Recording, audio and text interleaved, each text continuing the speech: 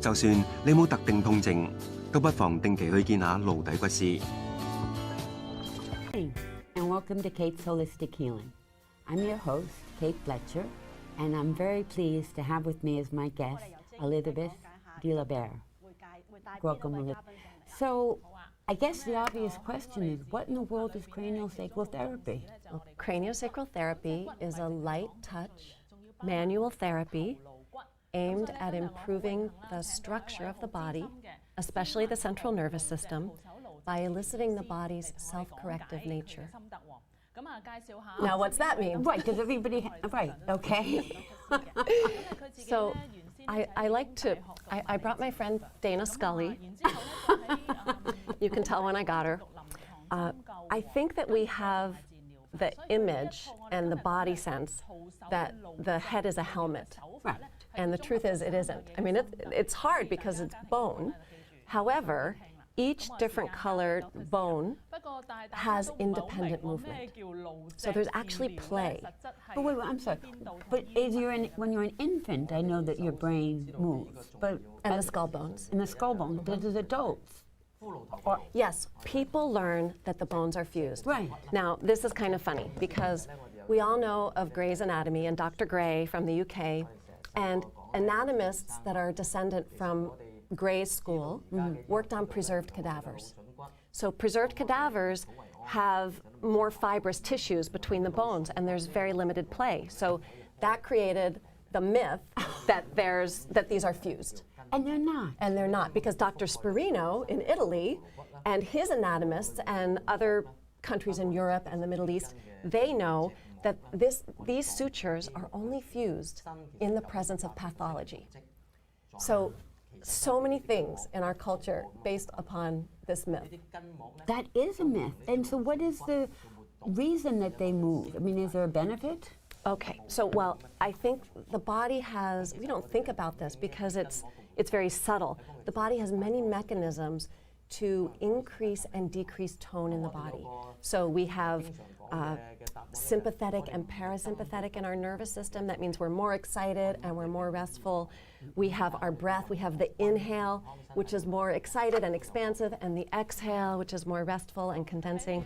And we have the cerebrospinal fluid, which is produced inside the cranium and creates an expanding movement, and it's absorbed slowly and creates a condensing movement. And this movement can be felt anywhere in the body. I can feel it on your feet. Any skilled practitioner can feel it, not just in your head and your sacrum. And what are you feeling? I mean, this isn't the circulatory system. No, it's the production and absorption of cerebrospinal fluid, which bathes the brain and the nerves inside the stocking, the body fascial stocking that's around the brain, between the brain and the skull bones, and comes down your spinal cord, through the vertebral column, inside the bony column, around the spinal cord, all the way down to your sacrum and coccyx. And then that tissue is continuous with the respiratory diaphragm, with the diaphragm that runs across our shoulders, with the pelvic floor diaphragm. And so it speaks to how something that happens in your knee could possibly pull up into your pelvic half or your sacrum and pull up through your spine and cause a jaw problem. Huh, that's fascinating because, well, medicine doesn't look at it that way. They think you have a knee problem, they look at your knee. Right. And so it is all connected. That actually reminds me of a case with Dr. Upledger, and I apologize, I don't remember the Olympic swimmer's name.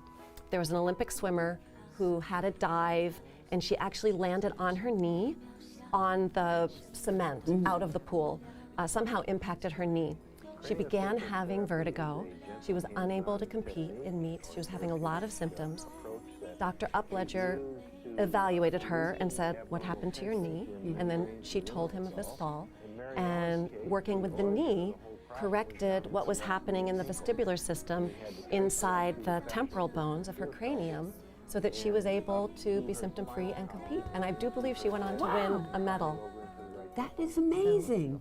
So tell me, I mean, you mentioned that you can feel this movement and this flow of a practitioner. I mean, how do you do that? If I'm So first of all, Dr. Upledger, he gave the world a great gift because it's because of his studies and research in the Michigan School District and with children with special needs and on the autism spectrum that he realized to do craniosacral therapy, you need good hands and a good heart. So I often describe to my clients, they want to know, they understand what I'm saying, but they still say, well, how does it work? And I read this a long time ago in an Ayurvedic text that when you cut your finger, the body knows how to heal, right? What do? We wash it, we keep it clean, we keep it covered so dirt doesn't get into it. But we don't have to instruct the body. We don't have to say, okay, start the clotting cascade, begin making fibrous tissue. It would clear the bacteria, white blood cells. It does. Our body knows how to be whole. And when I describe craniosacral therapy and I say it elicits the body's self-corrective nature, that's what I mean. You know how to heal.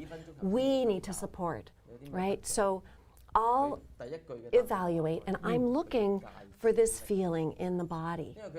And it's this tide-like rhythm. And I'm looking to feel this widening. If I'm on the feet, I'm looking to feel that widening and that condensing. And if I don't, I say, oh, there's some history here. Or there's some history somewhere else that's tethering this, which brings me to my next toy. Oh, okay. Once you have a question. So we often talk about, oh, well, so-and-so's getting older, it's only natural, they'll have arthritis or back pain or a disc issue, Right, whatever. just have to deal with it, and it's part of life. And I think that paradigm is incredibly faulty because I feel, now, yes, we have human bodies, they will show wear and tear and be vulnerable to injury and virus, etc. However, it's the accumulation of history and experience that is really what I feel contributes to aging. When we see someone who is pulled over to the side or pulled forward, there's experience that's held in the tissues that's creating that force. So let's say this is a body that's got good flow and it can expand and condense, but you sprain your ankle when you're a young child, and that subtle strain pattern affects how you use your right leg and affects that right side. Okay. And let's say that your parents get divorced, and because of the childlike mind thinking everything is their fault, you feel incredibly sad and grief-stricken, and it causes some constriction in your chest. And then maybe you get some asthma symptoms, or you're more vulnerable to bronchial conditions, and then maybe you have a horseback riding accident and you fall and you impact yourself on the side of your body. What's happened to our structure? What's happened to how well the circulatory system can function? And how well everything can move. Right, exactly. Now all tied up. Right, so now there's immobility, there's stagnation of the lymph, of the blood, of the nerve communication. And so craniosacral therapy, now I have to figure out, I mean, that's sort of what we do. We feel, oh, what's pulling what? So you see how this side impact did something over to this side. And this heart strain, oh my goodness, I've created a puzzle I can't figure out. This heart strain caused something over on this end. And this ankle strain caused something up there in the shoulder, right? So when we're evaluating, I'll be on someone's feet and I'll say, oh, this right ankle has some history. And I can feel how it's related to something up here in the right hip or pelvic calf. Or, I have many people in my practice who've come to me for knee problems, and it's because of the appendectomy they had when they were a young child. No kidding. And now how were you able to sense that in their body? So this is the occiput, that's the bone in the back of your skull. Okay. And this is your sacrum, that's the bone at the bottom of your lumbar spine. This is the coccyx. The coccyx is really deep inside, and most of us unfortunately are sitting on it, and we really need to get off of it to have good spinal mechanics. But This tissue here is the connective tissue around the brain and spinal cord called the dura that I was speaking of earlier. So when the dura expands, it unfortunately, actually this person needs some cranial work because look, they're a little twisted. So there, that's better. So this will expand, and I can't demonstrate that since I don't have fluid inside. And let's say this person fell on their butt. They slipped on the ice, they fell on their butt, and that sent a force up into their skull, and now they're getting headaches. Well, when I put my hand on their sacrum, there's not going to be any movement. Attitude, often when you see someone who does some sort of manual therapy, the attitude is, oh, this is really stuck, let's get it moving. Sometimes we do that, but mostly what we do is, it's as if my hand is saying, body, show me the pattern. And the body, or show me what's happening for you. It's really listening. And who doesn't love that? No, that's, I mean, you have an area, we have an injury, and it's crying out for attention, and it's suddenly getting it. Right. So when you put your hand on the sacrum will not move because that shock, when that person fell on the ice, has inhibited that cerebrospinal fluid flow. It's inhibited that tidal movement, and there's no fluctuation. I should feel longitudinal fluctuation all along the spine, and quite a bit of it, over a centimeter. I mean, depending on how big the person is. Really? It is palpable movement if you have training. But this person who slipped on the ice and fell on their butt, no movement. Then, so what can you do? It will show me that it's pushed up into the lumbar spine and stuck there. And then this is what I mean by eliciting the body's self-corrective nature. I follow it. And the body, when something is restricted, we no longer get the sensory feedback of the movement there to our somatosensory cortex, the part of our brain that's receiving sensory, changes the motor output. It actually stops knowing that that's there because it's the movement that feeds back the sensory. And if it doesn't have that, then it doesn't know, so it can't, but then how can it know to heal it? Okay, so I'm listening here, and the body says, oh, this is my crude translation of what the body is saying. The body says, let me show you what happened to me. And maybe it pushes the sacrum up into the spine, and maybe it turns the coccyx, and maybe it turns me a little bit. And then I know that person fell more on their left ischial tuberosity than their right, because there's this torque, right? And then that movement and the touch of my hand and the feedback goes up into the sensory system. And the brain says, oh, what am I doing over there? I don't belong there. Because we all have an embryological blueprint. When the cerebrospinal fluid manifests is the moment in utero when the midline is forming in the embryo. So here I am on the sacrum. Here's my longitudinal movement I'm looking for. But the sacrum's doing that. And then the body says, what am I doing over there? And it starts sensing, that's not where I belong, and I might put a hand on the lumbar spine so it can actually feel, oh, that really got compressed. The body doesn't like feeling its tension. You'll notice this just with something simple. If you're uptight about something and then you realize, oh, my shoulders are up to my ears. Oh, I don't need to do that, right? As soon as we are aware, we realize we can stop. It's the same with the subtle movement. The body suddenly feels it's compressed and in a left rotation, and that's not its blueprint. And it starts releasing the adrenaline that has been stored in the nerves from when that impact happened. You start getting real tissue change, softening, heat discharge. People will say, oh, I feel that down the nerves of my leg. All this discharge happens. The tissue spreads. The body starts moving towards midline and reorganizing itself. And it does this simply with you supporting it, finding what direction it wants to go in, and just... Exactly. Now sometimes something's really stuck. Let's say this person, and sometimes, let's say this accident happened with someone who already was really tight in their body. I may give it a little nudge. I may actually compress it a little further so it can feel. And it really depends on the person. There are people who are really sensitive and just being with the fluid movement that is in the rest of the body, not here, but elsewhere, begins to make enough flow that the body actually just does all the work of, if I am only being with and supporting it. Why? It's just such an interesting concept that the body knows what it's supposed to do, because you're right, the finger can heal. Right. So we know the way we're supposed to be in. But it doesn't, but why don't we fix it on our own? Why do we need an intervention, the craniocephalic therapy? Because I think The time? we can get stuck. So this person who fell on the ice, Yeah.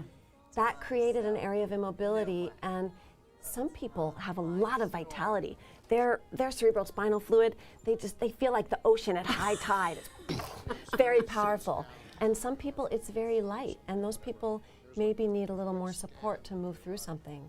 Their own. Some babies, after they're born, their head will expand and reshape, and no problem. And some babies, they first of all, maybe they have more intervention, and they really need extra support. It's very, very individual.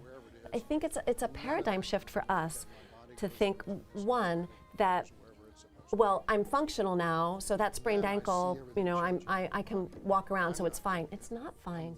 You need that force that came in to be removed, to be erased, for your body to rediscover its subtle movement. This person who fell on the ice may have a sore lower back, but eventually they'll get used to it, and then that will create faulty movement patterns that leads to what we call aging. So people that are walking around with chronic pain, and they just figure, well, I have to live with it because I've got a bad back, I've got a bad knee, hip, whatever.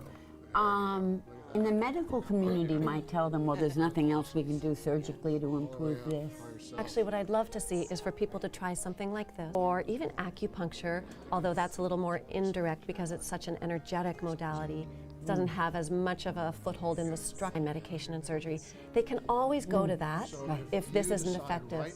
But this person gets help with their herniated disc. I've had people come to me, one session, their herniated disc is gone. One session, their bladder incontinence is gone. Now, I will say that doesn't always happen, and it really depends on what else is going on in your body and your mind. But it's an effective modality. And how does the mind come into play with it? Because you said you have to have the right thoughts as you're working with a person. But do people, can we get in our own way? Well, I find that people will say, well, what if I don't believe it or I don't feel it? Will it still work? And it will. But I find that the mind, if your mind is in a state of black and white and kind of holding tightly to your belief system, that affects your system, your body system, your fascia. It creates more tension and more tone in your tissues than if someone who says, okay, I trust that I'm on your table because this can support me and assist me in my healing. That person has a totally different, they're less acidic, their tissue, and because they're less acidic, their tissue tone is softer, more pliable, and sometimes they have to participate. Sometimes people will come to me for left hip pain. They have a short left leg, and I'll say, well, this is a consequence of something going on in your small intestine, because the small intestine, I don't know, let me use a different example. Let's just pretend this is my small intestine. So the small intestine is tight and inflamed, and the fascia around the small intestine is pulling down into the leg. And it's shortening that left leg and drawing that thigh bone more tightly into the socket.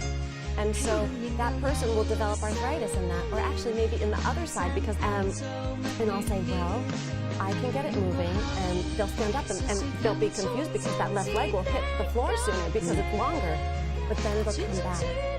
And then I need their participation in thinking about what are they eating, what are the emotions going on, because we all know the gut brain, there's all this research now of how our emotions may even come from there, right? But certainly it's responding to what we're feeling. There's this dance back and forth. So I then require their participation, and that's why I say the mind, because if someone isn't willing to look at dairy or gluten or sugar, they've got a chronic yeast problem, and they may not it may not show up digestively. They may think, oh, well, things go okay down there, and but they have back pain or they have hip pain. And that's the way the body's communicating that something is off in the digestive system, and people don't know. So I need a certain amount of open-mindedness sometimes in the client if they really want to move forward. Well, the body that isn't moving is like a magnet, and it slowly pulls things towards it. And then before you know it, your appendectomy is causing a disc issue, or tension in the right sacroiliac, or a knee issue, or pulling up and doing something to the spine or the clavicles or the cervicals, and therefore the temporals and the occiput shift, that's these bones and bone and back, and then your jaw is up the crick. Let me actually explain that, because this many of your viewers, this is, and many of my clients, people come to me and thank goodness they'll say, my dentist said to find someone who does craniosacral therapy, which is a wonderful thing that they're now referring, because they realize if you work on the mandible in isolation, it doesn't work a lot of the times. So the mandible is one bone, but it's your jawbone. It's your jawbone, thank you, be my translator. But it's got a socket on each side in these bones on the side of your head here. So that person who fell on the ice and that impact came up into the occiput, and it torqued the occiput also, because the occiput will do what the sacrum does. If something happens down here, the occiput has no choice but to be a mirror, because we need our eyes level with the horizon. There's all kinds of writing reactions that we have that the body will just do and you won't even know it. So then the occiput pushes these bones, and now the sockets where this bone goes into, instead of being like this, which would give you a nice swinging mandible, they're like this. What's the poor mandible to do? How will your jaw ever be happy? It can't be. So many times, when we talked about the knee, a jaw problem is not a jaw problem. I'm aware of a client who said, she said, Elizabeth, I think this is my 8th session, and I came to you for TMJ dysfunction. You haven't touched my jaw once, but I no longer have jaw pain. Because it was about her pelvis. Right. That is fantastic. So what happens if people are having issues, which most people do, how can they get in contact with you?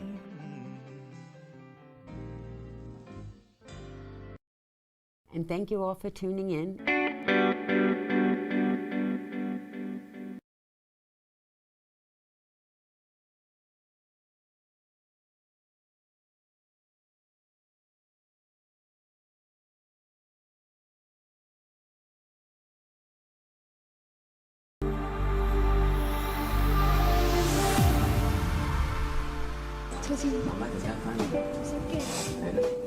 Roy Culver loves to run, and he's good at it too. In 1997, he came within 4 seconds of beating the Alberta provincial record in the 3,000 meter. For his mother Camille, it's something of a miracle. Roy Culver's story begins here with another miracle, the miracle of birth. But for Roy and his mother Camille, it wasn't an easy beginning. Roy was a real textbook pregnancy. Everything went fine, and this baby moved and moved and moved. And about a week before he was due, he just stopped moving. Not long after Camille went into labor, complications set in. The baby became stuck. I guess I was expecting them to say, well, we'll have to do a cesarean again. But they said, the baby's too far down. We can't do a cesarean now.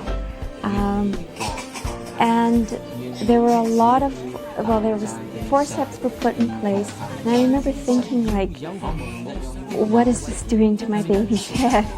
Roy Culver's first experience with the world outside the womb had left its mark. He was bruised, which you expect with forceps. What I didn't realize was that it had an effect on his jaw. It wasn't sitting in joint as it should be. It explained why he had trouble being understood. He didn't speak very clearly, so it made it just easier not to talk. The physical effects of Roy's birth were obvious. but the emotional one became more apparent as he grew older. Roy always, stood on the outside, assessed the situation, and was very cautious. It was always like he was never really sure if he was going to be accepted.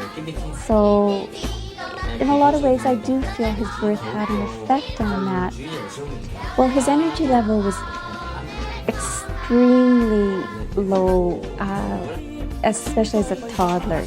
It was really low because he didn't crawl, because he didn't have the energy to crawl. And then when we started with the gluten-free diet, he got up and started walking. Camille set up an appointment to take Roy to see a craniosacral therapist.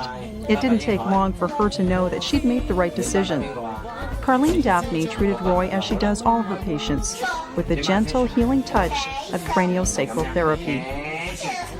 Because of the known trauma that Roy had, and because of the appearance of his face, and because of what I was able to tell when I put my hands on Roy's body, feeling for the craniosacral motion and the craniosacral rhythm, it was very clear that there was large areas of restriction in the connective tissue inside the head and in the rest of the body, the diaphragm. Roy was also quite bent over. He couldn't stand straight. The tissue inside his body was pulling him into this position. The craniosacral therapist explained to us when she first had her hands on him that his diaphragm was all pulled up, and that's one of the first things she did through cranial was relax his diaphragm, and he just went, oh. You don't really feel much. You sort of feel like there's just a hand resting there, and then sort of a bit of tension, then all of a sudden she'll sort of let go and it will release, and you can actually feel your face sort of move. Like, he walked in the door after that first treatment. My husband looked at him and said, Roy, you're taller. I noticed a profound difference in his facial features. It had really moved his jaw visibly, and it was remarkable. At first glance, the human skull looks like a helmet, solid and immobile, a protective shell for the brain. When the bones of the skull are moving normally, cranial rhythm is balanced and we enjoy good health. When we suffer a trauma, injury, or are exposed to a toxin or even emotional shock, the normal motion of the skull can be affected, which alters the cranial rhythm. That, in turn, can affect other bodily functions. Roy's jaw and teeth had always been a problem. His lower jaw was overextended, and his upper and lower teeth didn't actually touch, which made eating very difficult. When she put her hands in his mouth and did some craniosacral with his actual upper jaw, it was just amazing the color he had in his face. And I looked at him, and he had cheeks, whereas before they were sort of always sunken. I noticed the first thing was when I got home and I had dinner, I never really knew it was hard for me to chew, but then I seemed to chew so much faster and so much better. In the first month of treatment, Camille brought Roy to see Carlin 3 to 4 times a week. Camille watched as her son's condition improved dramatically, not only physically, but emotionally too. With proper nutrition and scheduled visits to the craniosacral therapist, Roy continued to improve, and he discovered a hidden talent. The boy who could barely crawl as a baby could run so well that he caught the eye of the track and field coach. He was kind of pulled out of phys ed class because he had run well that day, and the teacher had said, well, run in the school track meet then, and Roy said, okay. Camille and her husband watched from the sidelines as Roy raced in the 3,000 meters. The gun goes off, and Roy runs out in front. And the people sitting beside me are saying, boy, Roy better slow down. I mean, he's got 6 laps to go. It's difficult to run when you're with the rest of the crowd because they're passing and doing things. So I thought, if I can get ahead of these guys, I'll have a much easier time running. When I got ahead, I found it really easy just to keep going. He just set his mind to, no, I want to win this race. I was really happy for him because it really paid, it was something that finally paid off all his hard work and self-discipline that he does on his own. it's made a lot of things easier. I mean, there's the whole jaw thing. I mean, I'm a lot taller because of it. Like, I probably would be 4 inches shorter. His attitude is better. I think he's more positive, and I think he's overall healthier. I think it improved his health a great deal. A few days after winning the race, he came home and said, "Everybody knows his name at school now." It was nice. Coming up, from PMS to pregnancy, do-it-yourself remedies that put women's health care into their own hands. But first, exercise for the body, inside and out, next on Beyond Medicine.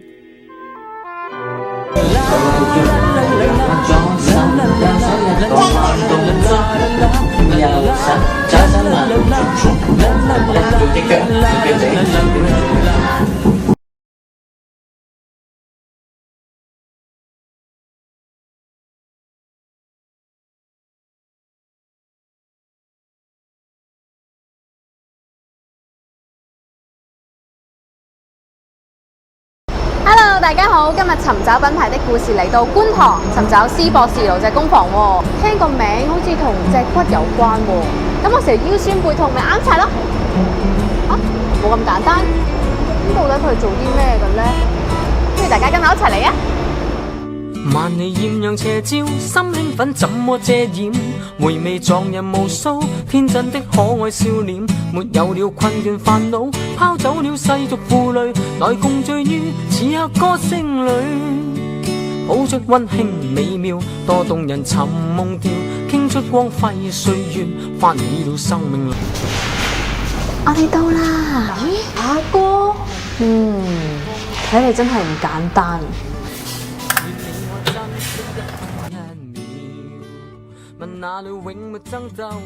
施博士 ，Hello Katrina。你哋喺度做咩啊？我哋啱啱介紹緊客人認識頭顱骨對健康嘅重要性。咁即係點啊？就咁講就好難講㗎。如果阿 Benny 唔介意嘅，就做我哋 model， 等我哋介紹一下呢個顱脊治療俾大家認識一下。好啊。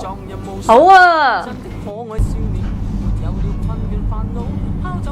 施博士做緊㗎啦。係啊，我哋嘅顱脊治療嘅特色咧，其中一個咧就係輕觸式同埋無痛啦。其實咧，我哋咁樣咧做緊咧，就等於以手代針咯。吓？乜手都可以代針嘅咩？係啊，我哋就喺啲經絡上邊咧，去幫佢處理嗰個能量上邊嘅調動啦。所以維基解碼咧，都將顱脊治療咧譯做咧氣功。咁但係我哋其實咧就唔係咧如來神掌嗰啲咧法器。我哋咧係將嗰個能量管道咧去做調息。咁病人需要做啲咩配合咁樣㗎？我哋一般咧都會忠告病人咧喺治療前咧就放鬆自己啦。咁喺治療當中咧，盡量咧就係想笑就笑，想喊就喊，想鬧就鬧，想喐就喐，想瞓就瞓。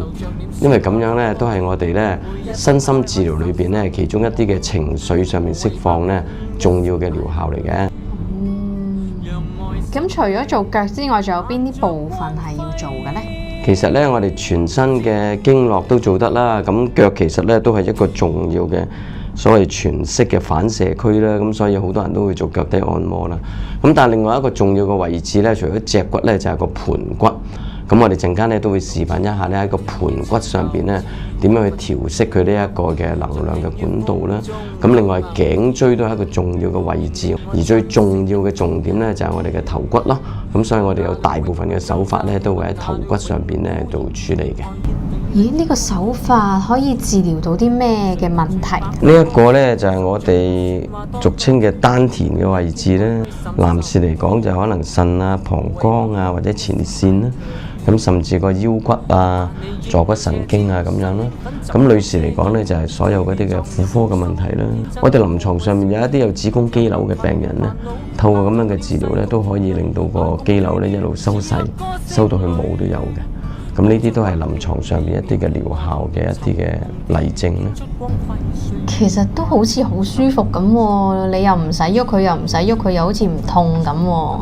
係啊，呢個咧就係一個好鬆弛嘅狀態啦。我哋而家做緊呢個位置咧，就係頸椎啦，同埋個鎖骨。咁都係一個重要咧嘅一個情緒中心嘅釋放嚟嘅。咁而家佢個反應咧都係一個咧我哋臨床上邊咧好想去達到嘅一個治療嘅效果啦，我哋叫做醉夢。咁佢個人咧其實咧就係半夢半醒啦，但係個人咧係清晰嘅、清楚嘅個意識。不過個人咧就去到一個好鬆弛嘅狀態，咁有時咧就會不自覺咧有好多唔同咧嘅反應啦。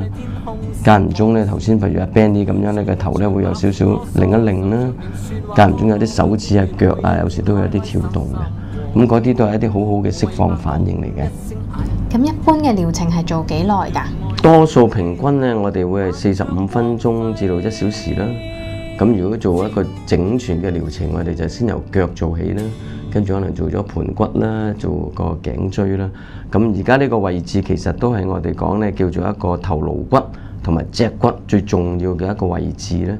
咁我哋做緊呢一個牽引咧，其實咧就可以幫我哋減低咧身體嘅壓力，無論係身心嘅壓力咧，透過個脊椎神經嘅鬆緩咧，都可以幫我哋咧處理到嘅。咁通常嚟幫襯你嘅都係咩年齡嘅朋友仔呢？就個年齡層都好闊嘅，最細嘅應該係細過0歲，即係咧其實喺媽媽個肚裏邊咧都可以接受我哋啲治療嘅。咁最大嘅年紀咧，我哋去到90幾歲。咁所以咧，我哋嘅治療咧，其實0至100歲，其實唔同嘅生物都可以接受我哋嘅治療嘅。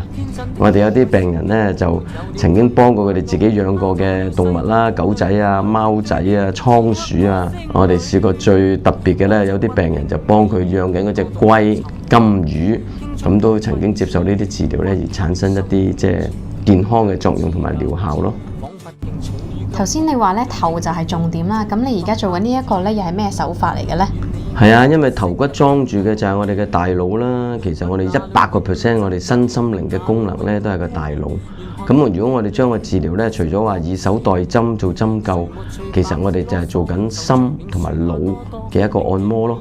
其實而家我係幫緊佢嘅大腦去按摩咯。呢個手法其實就可以促進咧佢個腦脊液嘅流動啦，咁一啲淋巴嘅阻塞啦。咁我哋叫呢個手法咧就做顱關通啦。咁都係好舒服、好舒暢嘅一個手法嚟嘅。大腦都有得按摩，即係第一次聽啫喎。咦？呢個手法咧好似撳住個太陽穴咁喎。咁平時咧，我哋成日有嗰啲偏頭痛啊、頭痛嗰啲咧，係咪好有效㗎？係啊，我而家做緊呢個手法咧，都係我哋頭顱骨顱脊治療嘅一個重點手法啦。我哋叫佢做顱蝶鬆。蝶其實咧就係我哋頭骨裏邊最重要嘅嗰塊顱蝶骨。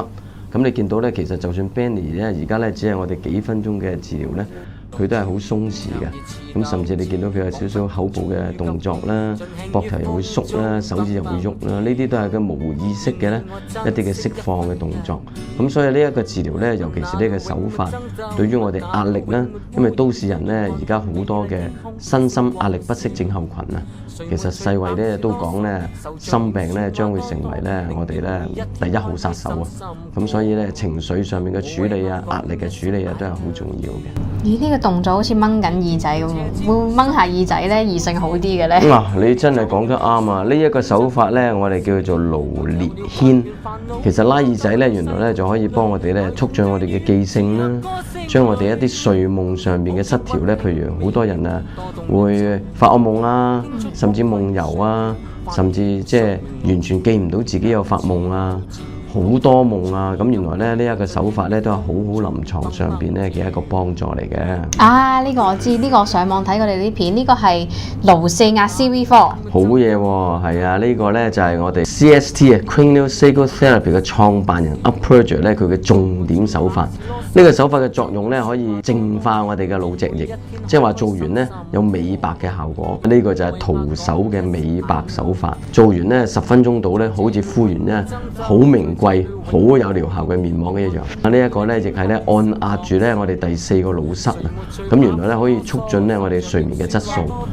咁或者不如我哋咧都示範埋咧最後一個 round up 嘅手法啦。其實我哋叫呢個咧做任督搖滑。咁呢個作用其實最簡單嘅，其實咧就係打通佢嘅任督咯，就等於《黃帝內經》咁樣講啦，通則不痛，不痛則通。任督就係最重要我哋身體上邊咧嘅經絡嘅能量嘅管道。人尋夢調傾出光輝歲月，翻起了生命浪潮，燃亮熱熾鬥志，彷彿勁草於急風，盡興於風中蹦蹦跳。願你我珍惜一分一秒，問哪裏永沒爭鬥，問哪裏永沒污染，願看見美麗天空星光閃。誰沒趣百事囉嗦，愁着臉説話多多，寧願每一天開開心心過，無謂怕講一聲 I love you。萬里豔陽斜照，心興奮怎麼遮掩？回味撞人無數天真的可愛少年。相信頭先咧，施博士為大家示範嘅手法咧，大家都好少見嘅啦。咁其實我自己都好少見嘅。咁我想問下施博士，你創立呢一個顱脊工房，其實係有啲咩淵源嘅咧？要講淵源呢，就有幾個重點啦。第一個重點其實先父呢都係因為呢一個急性腦膜炎。咁喺我考 A level 之前幾個月，佢就晏晝就昏迷，夜晚呢就已經即係返咗天啦。咁所以醫生呢就甚至話佢呢，因為喺醫院留醫唔夠24小時就去世，咁仲要解剖。咁但係最後俾我嘅答案呢都係原因不明啦。因為我對西醫呢有啲情意結嘅，但係對於我嚟講呢，傳統嘅醫療呢，因為我自己個人嘅經歷啦，我先父嘅經歷啦，佢唔單止救唔到命啦，又醫唔到病啦，甚至令到我爸爸呢都係死無全屍嘅。咁所以我喺理大一畢業嘅時間呢，我就自己去再讀中醫啦。其實都想尋求一啲健康嘅資訊啦。咁其中一個最大嘅方向都係解釋俾我自己聽，點解爸爸53歲先前又冇乜大嘅病，咁快咧就離開咗我。咁另一個淵源咧，其實就係到2003年啦。咁喺沙士嘅期間，其實嗰陣時我已經係私人執業緊物理治療嘅工作。咁但係原來咧，我因為咧幫一個咧患咗沙士嘅病人，不過我哋又唔知道，就幫佢拍痰同埋聞氣。咁然後咧，我哋同我個姑娘咧都被感染。咁但係我哋唔知道。咁但係我自己咧就返咗屋企咧，其實我有3日3夜咧，基本上係起唔到身，個身體又好痛啦，又反覆地發燒啦、出汗啦，食嘢又冇胃口啦，自己屋企做任何嘅方法咧都冇辦法處理。不過咁樣俾我捱過咗3日，就好似新加坡咧用呢一啲方法咧處理沙士，隔離咗啦，只係飲水啦，同埋咧就係休息啦。咁原來咧我哋嘅身體咧有一個咁樣嘅先天咧嘅治癒嘅能力。咁其實就係因為我沙士康復咗之後，喺一個物理治療嘅一個 bulletin 嘅月刊背後嘅一個廣告，就講呢一個咧叫做 cranial sacral therapy 咯。咁嗰陣時我對呢個字咧都係唔係好理解嘅，不過我淨係睇到佢一句説話，佢講佢可以 enhance 嗰個 self healing。即係話咧，原來可以促進咧我哋自身嘅治癒力。咁啱我又喺沙士咁樣康復咗過嚟，咁所以對佢嗰個治療咧就好有興趣啦。咁就即刻報讀咗咧喺黃竹坑醫學院嘅一啲嘅課程。咁點知一接觸咗咧就即係入迷啦。咁我就即係好中意咗呢一個治療嘅手法啦。咁一路去自己去進修啦，去研究啦。咁其實咧，其他嘅醫療人員咧，佢哋都有用到呢一個技術，但係都只係輔助形式。點解你會咁專注喺呢一個顱脊治療上面呢？嗰陣時我已經係私人執業，做緊我自己物理治療嘅工作，我係當送俾啲病人嘅。不過喺我哋做咗一段時間之後呢，偶爾有啲病人呢就咁樣走嚟同我哋講喎，嗱，我今日呢就趕時間，其他嗰啲呢超聲波啊、咩拉頸啊、短波啊，所有你都唔好幫我做啦，我淨係做呢。你平時呢做完呢，淨係幫我捧住個頭。你話唔知咩叫顱脊定乜嘢，我唔知你個名啦。咁你總之咧就幫我做10分鐘嗰個做頭。嗱，錢我話照俾，我俾足你噶。不過我覺得最有感覺咧就係嗰個咁樣嘅手法。咁啲病人佢自己真金白銀俾錢噶嘛。咁當佢咁樣講嘅時間，我就會覺得呢啲療效咧，原來唔係淨係書面講嘅一啲咁樣嘅理論。咁原來真係實際咧有一個療效。咁結果我後來就摒棄晒所有其他嗰啲嘢，我就專注咧，淨係做我自己講緊嘅呢一個顱脊治療咯。頭先見到咧，你同病人做嘅手法咧，又唔使喐，又唔使用力，咁病人又唔使食藥喎。其實呢個顱脊治療係點樣有嗰個療效嘅咧？其實咧最重要嘅咧，原來我哋係促進咧我哋自身嘅免疫力、自身嘅治癒力。其實咧呢度有本書咧都值得介紹俾大家嘅。咁呢本書咧叫做治愈力。咁英文嘅原著咧佢其實就係叫做 Spontaneous Healing。咁作者其實咧原來係全世界最具影響力嘅25個嘅即係首位之一。咁入邊其實咧就係講佢咧巡迴咗大半個地球。佢喺哈佛醫學院退休嘅時間咧，周圍去做一啲專訪，了解唔同嘅醫療咧嘅手段嘅結果。佢嘅總結咧就係所有醫療嘅從業員、所有嘅儀器、所有嘅藥物，嗰個都只係一個工具。真正能夠令到我哋好返嘅呢，原來我哋就係有一個咁樣嘅先天免疫治愈力嘅機制。我哋用住一啲統計上面嘅資料去評估病人嗰個嘅存活率啦，或者治愈率啦。咁嗰個係啱嘅，因為我哋用住嗰個統計學嘅結果。但係我哋生命上面其實充滿咗好多嘅未知之數，充滿咗好多嘅奇蹟。甚至我哋呢，好似我哋出邊嗰塊鏡片嘅一個牌匾嘅一句説話啦，曉得感恩，我哋就能夠咧有奇蹟，奇蹟就再生。而我哋嘅重點咧就唔係淨係幫緊身體嘅問題，係一個身心結合嘅療法。好啦，咁施博士，咁其實你一個病人平均1個鐘頭一個啦，其實你一日都做唔到好多個病人嘅啫喎，你會唔會有其他渠道係可以繼續去幫更加多嘅人呢？係啊，所以我哋都效法咧，我哋即係顱脊治療嗰個 founder 咧，就教導一啲咧可能冇任何醫療背景嘅人，咁都可以學習呢一啲頭先我哋講解嘅手法啦。咁所以我哋咧都有搞好多唔同嘅課程啦。咁有一啲係簡單嘅工作坊啦，有一啲係一啲基本嘅實習嘅班啦，家居可以應用㗎啦，甚至我哋會為專業人士提供一啲臨床，可以喺佢嘅工作上面作為一個輔導嘅一個技術啦。咧我哋又整咗一啲嘅網上嘅一本書，咁我哋有繁體字，仲有簡體字。我哋希望喺年尾咧可以咧將呢一本書咧就出版啦。咁所以我哋咧都有2句總結嘅，我哋就係觀念改變健康。我哋徒手可以助人自助。好啊，施博士，咁首先祝你哋嘅書籍大賣啦，亦都好多謝接受我哋尋找品牌的故事嘅訪問，講咗咁多關於你嘅故事啦，同埋顱脊治療嘅資訊俾我哋。見你講到咁正，我都好想試下喎。好啊！治療咗6、7次，嗰個心跳亂嗰個問題解決咗。我女係瑞士做嘢，即係我個女喺網站嗰度睇到你哋嘅廣告啊，佢知自己咧都學過嗰個。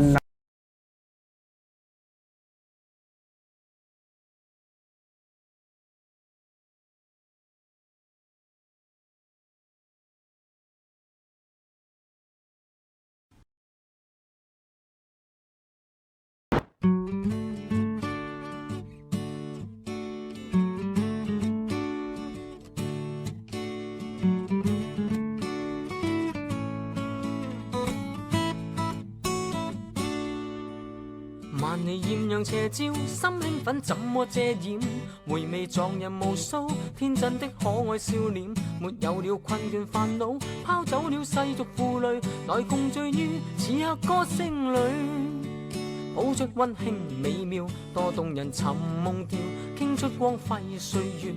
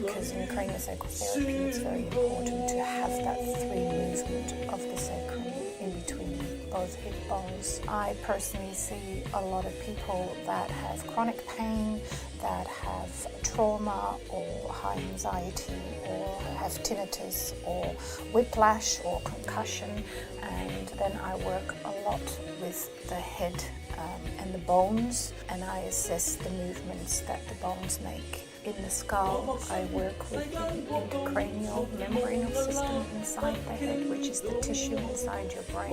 And if there's been a fall or even severe trauma, then usually this is quite impacted, and I would feel for that and try and nudge that along to come back into balance and to in alignment. Another thing that we work with is sinus problems. This, for instance, is your superior sagittarius sinus. We will work with that to get the fluid better flowing again and to address any sinus problems, congestion, restrictions that there might actually be. 我哋唔會俾過多嘅，因為如果我哋順應頭先嗰個自愈全身5部曲，我哋係 feel 住佢嘅筋膜嘅流動，去帶動佢嗰個身體嘅反應。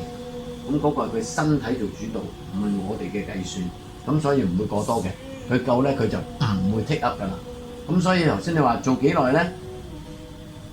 任何一陣洋葱皮嘅釋放都係一個好嘅治療嘅效果。喺我哋唔知頭唔知路，個 client 又唔知頭唔知路，原來 approach 話咧咁樣咧都有咧20% 大師級嘅療效。我的當然為你已經瘋狂了。